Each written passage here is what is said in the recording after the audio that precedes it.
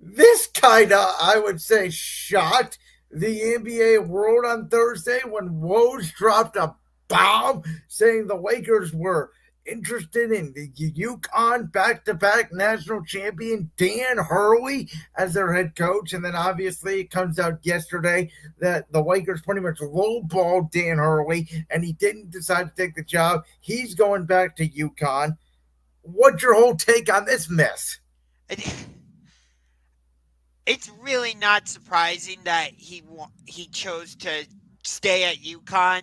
I mean, especially when you look at the contract offer. What was it? 6 years, 70 million Yeah, I something. that sounds about right. Yep. I'm like, really? Like, you're. We heard reports it's gonna be some historic offer, whatever. Like, this contract. Eric Spoelstra is making more than that. Steve Kerr's making more than that. I think with Tyler's new extension with the Clippers, he's making more By than the way, that. Monty Williams is making more than that for the worst team in the NBA in the Yeah. Pistons. Um, like that's ridiculous. Like in order to get somebody who has won back-to-back national championships to leave and go to the Lakers, LA would have had to give him an offer that would just blow him away, knock his socks off, and have him say to his wife, "We gotta go. This is an offer I can't refuse." 6 years, 70 million? Hell no! I'm staying at UConn. So I'm gonna take this from the Dan Hurley perspective first, and then I'm gonna take it from the Lakers perspective because I think both things are true. For Dan Hurley, I do think, and I've told you this before, I think coaching college sports in particular, mainly football, basketball, I think it is harder than being a coach at the NFL or the NBA level at this point in time. And the reason why I say that is because while you do have essentially creative control of your entire roster and you pretty much are the captain of the ship of your school as opposed to the NFL where there's GMs and the NBAs where the superstars run an asylum for a lack of a better term, you are recruiting 365 days a year in this sport now. And, just to retain your own players because of NIL.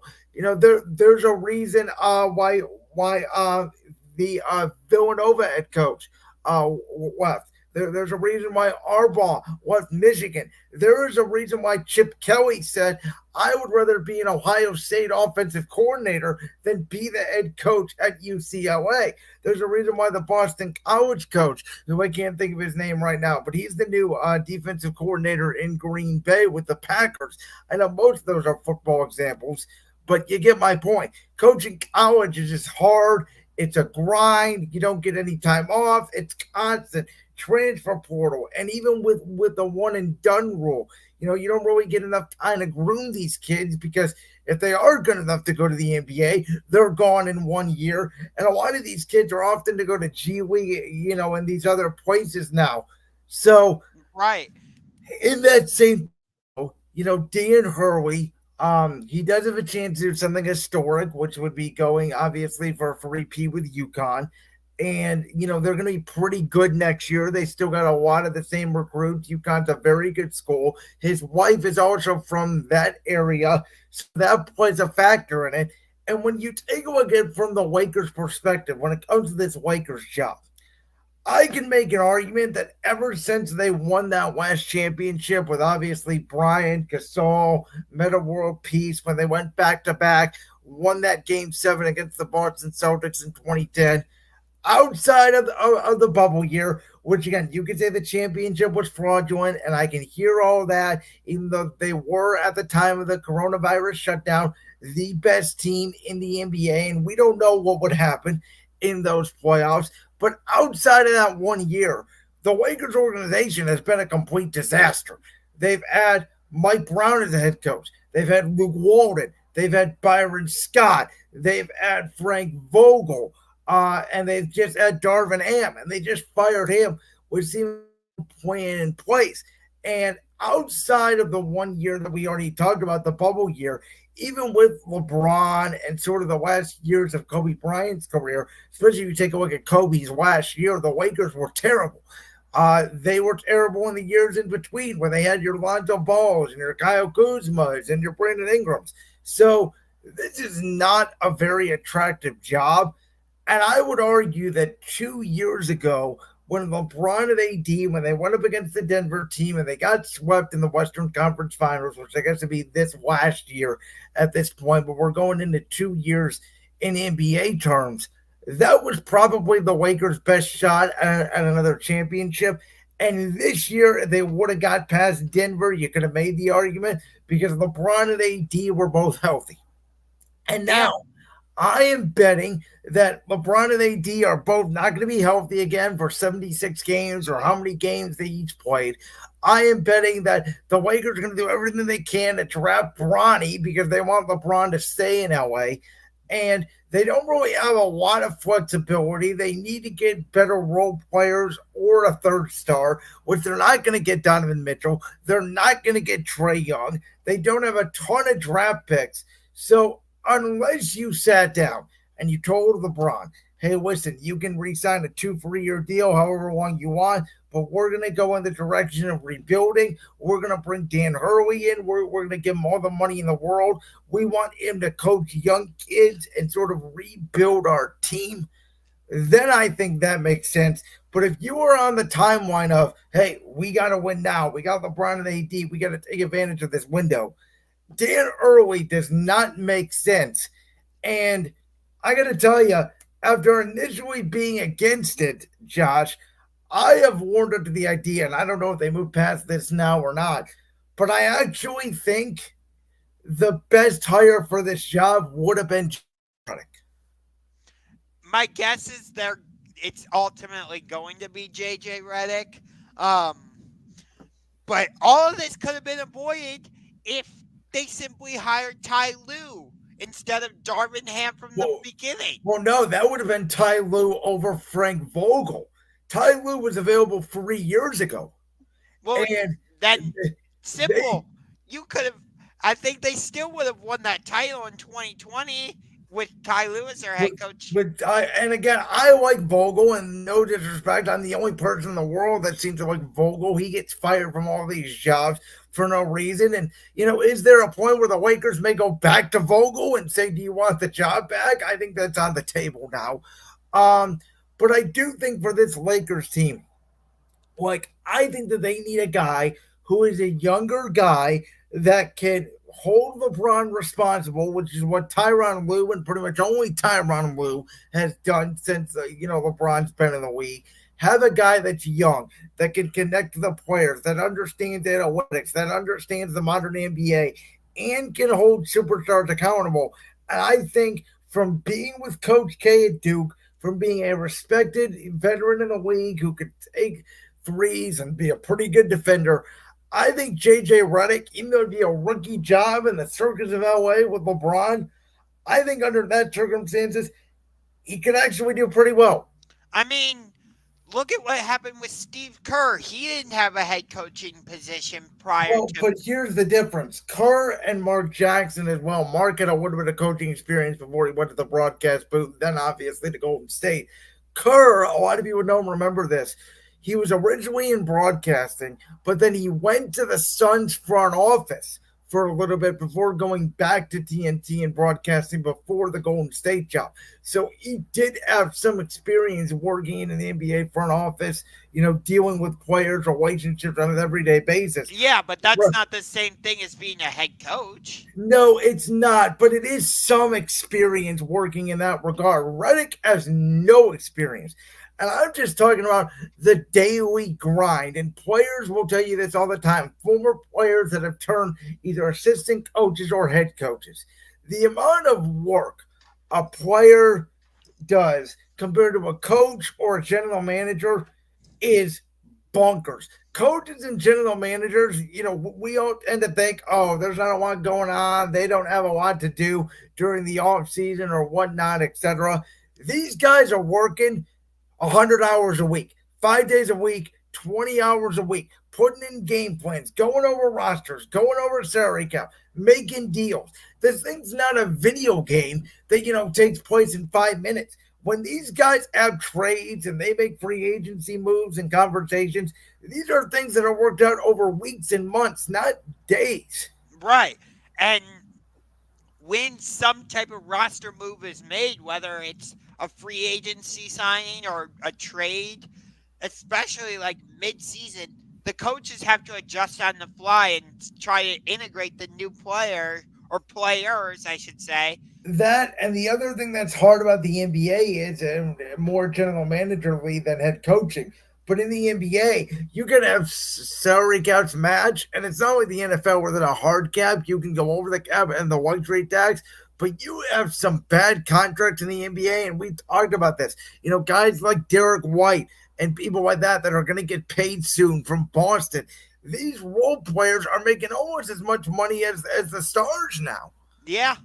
And you have to balance that. But I mean, you look at it,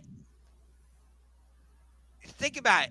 Basically, I tried to like hype up a few college basketball games during the regular season prior to March Madness on this show.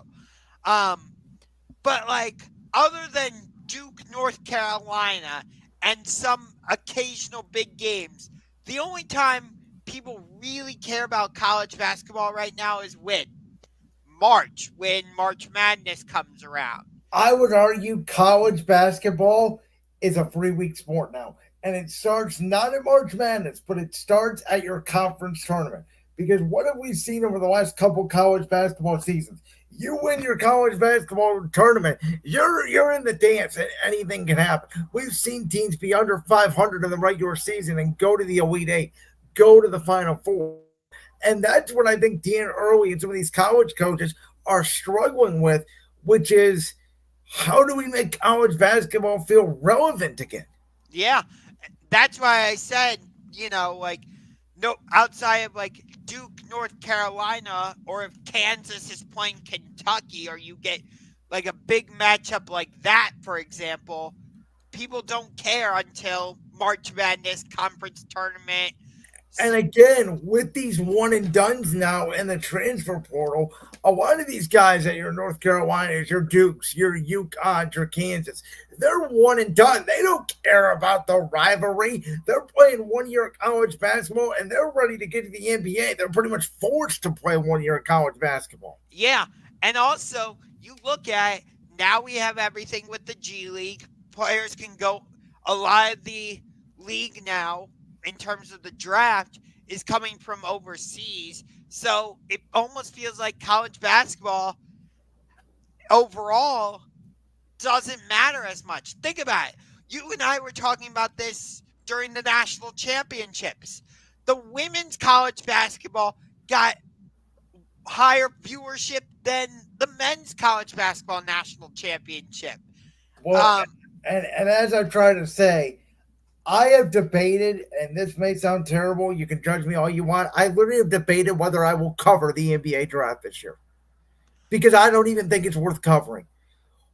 I don't even know most of the players who are in the draft. This draft is supposedly the worst. There's two guys from France coming out, and then after that, it's a crapshoot.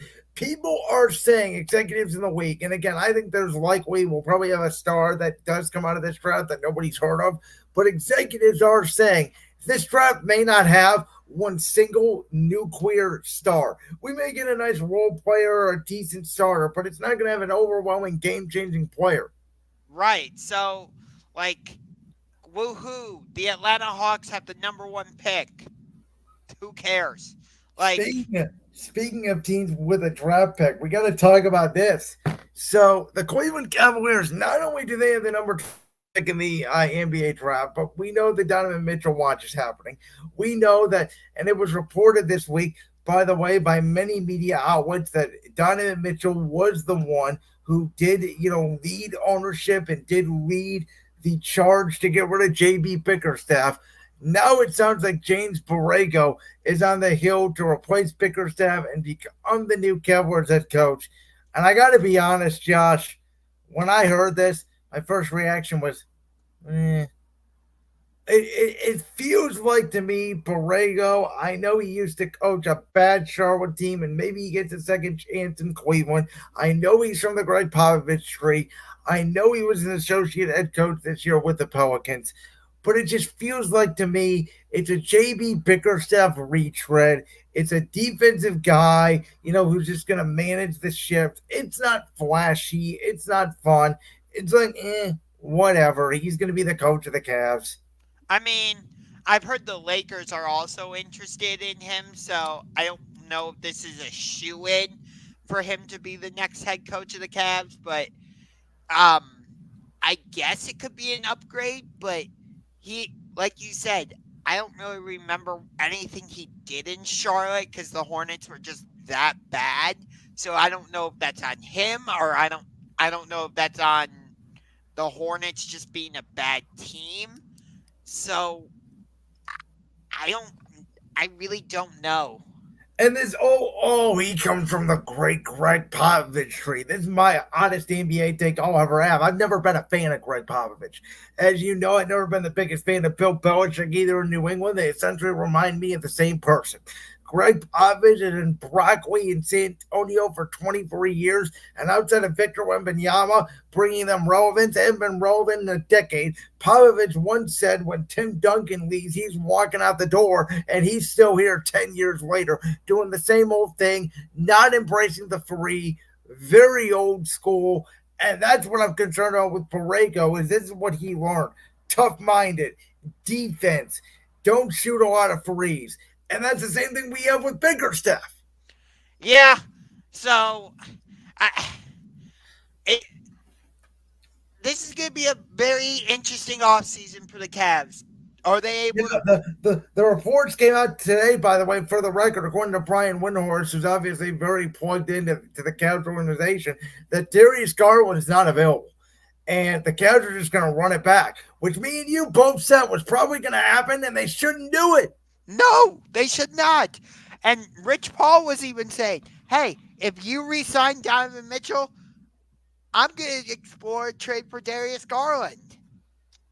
I Uh, I think the Cavs right now are just, and I've said this, and people can hate on me all you want. Clevelanders, you can shout from the rooftops, I'm a hater, but I would rather be terrible than lose in the first round every year. And I've always said that about the NBA because the worst place to be if you're in the NBA is to be a 6 seed, a 7 seed, a 5 seed every year. Look at the Sixers right now.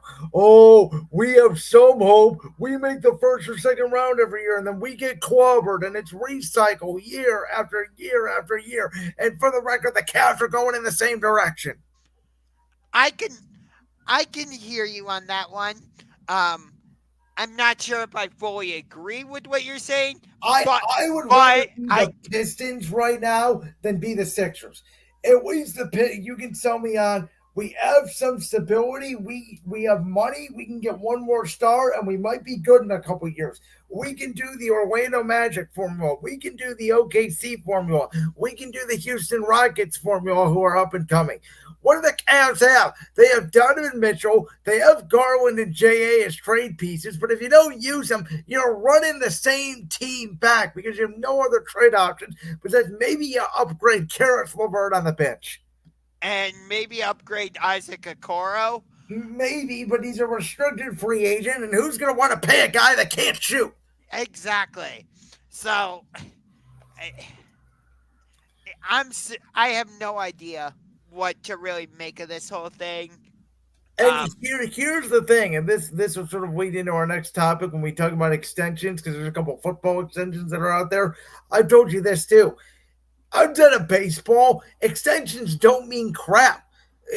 These owners are paying so much money. What would make Mitchell say, "Hey, you know what? I'm going to sign a 5 year extension. Let's say hypothetical with the Cavs, yeah, 5 years max money, and then next year, hypothetically, let's just make this up. Cavs get sure. bounced in the first round in 6 or 7 games.